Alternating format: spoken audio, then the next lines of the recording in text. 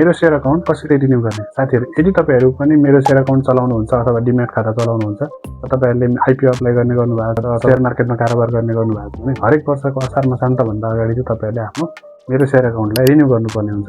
So आजको भिडियोमा चाहिँ म तपाईँहरूलाई कसरी तपाईँहरूले मेरो सेयर अकाउन्ट रिन्यू गर्न सक्नुहुन्छ त्यो पनि 2-3वटा तरिका भन्नेछु, जुन तपाईँलाई इजी लाग्छ त्यही अनुसार तपाईँले गर्न सक्नुहुन्छ।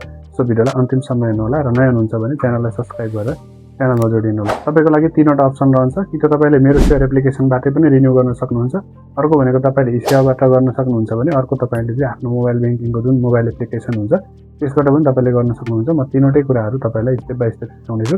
सो भिडियोलाई अन्तिमसम्म हेर्नु होला। र सबैभन्दा पहिले चाहिँ म तपाईँलाई यो मेरो सेयर एप्लिकेसनबाट चाहिँ कसरी गर्न सकिन्छ यो कुरा सिकाउँदैछु। सो तपाईँलाई म मेरो मोबाइलको स्क्रिन सेयर गर्न देखाउँछु। त्यसको लागि तपाईँले आफ्नो मेरो सेयर एप्लिकेसनलाई ओपन गर्नु होला। जस्तो छ तपाईँले यहाँ प्रोफाइलको आइकन देख्नुहुनेछ, त्यसमा क्लिक गर्नु होला। त्यसमा क्लिक गरेपछि तपाईँले यहाँनिर आफ्नो BOID नम्बर, तपाईँको डिटेल्सहरू सबै देखाउँछ र तलपट्टि रिन्यू अकाउन्ट भन्ने अप्सन देखाएको छ र मेरो सेयर एक्सपायरी कहिले हुन्छ त्यो सबै कुरा देखाएको छ। जस्ट तपाईँले रिन्यू अकाउन्टमा क्लिक गर्नु होला। क्लिक गरेपछि यस्तो खालको इन्टरफेस देखिन्छ। अब तपाईँले इसेवा, खल्ती, IMP, NSCL कुनबाट पेमेन्ट गर्नुहुन्छ आफ्नो सजिलो हुने जुन छ पेमेन्ट मेथड त्यो सिलेक्ट गर्नु होला। जस्तै म इसेवाबाट गर्छु, इसेवामा क्लिक गरेँ। त्यस पछाडि तपाईँको यस्तो इन्टरफेस देखाउँछ। अब यहाँ तपाईँले चाहिँ डिम्याट र मेरो सेयर दुइटै गर्ने अथवा मेरो सेयर मात्रै अथवा डिम्याट मात्रै कुन रिन्यू गर्ने तपाईँले त्यो सेलेक्ट गर्न सक्नुहुन्छ।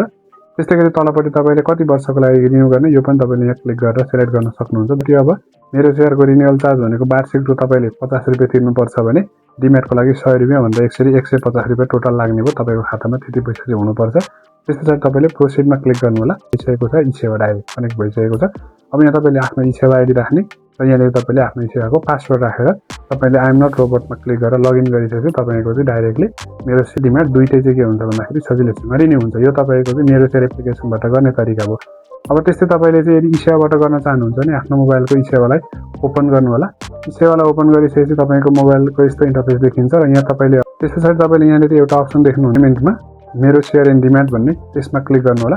त्यसमा क्लिक गरेपछि तपाईँको मोबाइलमा यस्तो किसिमको इन्टरफेस देखिन्छ। यहाँ डिपोजिटरी पार्टिसिपेन्ट भनेको ठाउँमा तपाईँको चाहिँ कुन ब्याङ्कको अथवा कुन क्यापिटलको चाहिँ मेरो सेयर खोल्नु भएको छ त्यसमा तपाईँले सेलेक्ट गर्नु। जस्तै मेरो ग्लोबल IME क्यापिटलको छ, मैले ग्लोबल IME क्यापिटल सेलेक्ट गरेँ। अनि enter last 8 digit of BOID भनेको छ तपाईँको जुन डिम्याट खाताको लास्टको 8वटा अङ्क चाहिँ तपाईँले यहाँनिर टाइप गर्नुपर्ने हुन्छ। र तपाईँले मेरो सेयर मात्रै रिन्यू गर्ने अथवा डिम्याट मात्रै गर्ने वा दुवै गर्ने सेलेक्ट गर्न सक्नुहुन्छ। र त्यही अनुसारले तपाईँले प्रोसिडमा क्लिक गर्नुभयो भने यहाँबाट पनि तपाईँले सजिलै गर्न सक्नुहुन्छ। त्यस्तै गरी तपाईँको मोबाइल एप्लिकेसन अथवा ब्याङ्कको एप्लिकेसनबाट चाहिँ कसरी गर्ने लगइन गर्छु। लगइन गरिसकेपछि मेरो मोबाइलमा यस्तो किसिमको इन्टरफेस देखिन्छ। यहाँनिर तपाईँले भ्यू अलको अप्सनमा जानु र यहाँनिर विभिन्न अप्सनहरू देखिन्छ। त्यसमध्येमा एउटा छ यहाँनिर क्यापिटल पेमेन्ट भन्ने अप्सन छ, तपाईँले यसमा क्लिक गर्नु। यसमा क्लिक गरेपछि तपाईँले मेरो सेयर एन्ड डिम्याट रिन्युअल भन्ने छ, यसमा क्लिक गर्नु। त्यस पछाडि तपाईँले डिपोजिटरी पार्टिसिपेन्टमा तपाईँको कुनमा मेरो सेयर छ त्यो सेलेक्ट गर्नु। क्लाइन्ट आइडी भनेको ठाउँमा तपाईँले BOID नम्बर राख्नु, डिम्याट खाता गर्ने अथवा मेरो सेयर मात्रै गर्ने अथवा दुइटै रिन्यू गर्ने तपाईँले त्यही अनुसारले टिक लगाउनु होला। र यहाँ तलपट्टि तपाईँलाई प्रोसिडको अप्सन देखाउने छ, यहाँनिर तपाईँले प्रोसिडमा क्लिक गर्नुभयो भने यसरी तपाईँले गर्न सक्नुहुन्छ। सो यसरी 3वटा तरिकाबाट चाहिँ तपाईँले आफ्नो मेरो सेयर र डिम्याटलाई रिन्यू गर्न सक्नुहुन्छ। आई होप सबै कुराहरू तपाईँले बुझिसक्नु भएको छ। केही कन्फ्युजन छ भने कमेन्ट बक्समा कमेन्ट गर्नु होला र अहिलेसम्म च्यानललाई सब्स्क्राइब गर्नुभएको छैन भने च्यानललाई सब्स्क्राइब गर्नु होला। See you in the next video. Thank you for watching.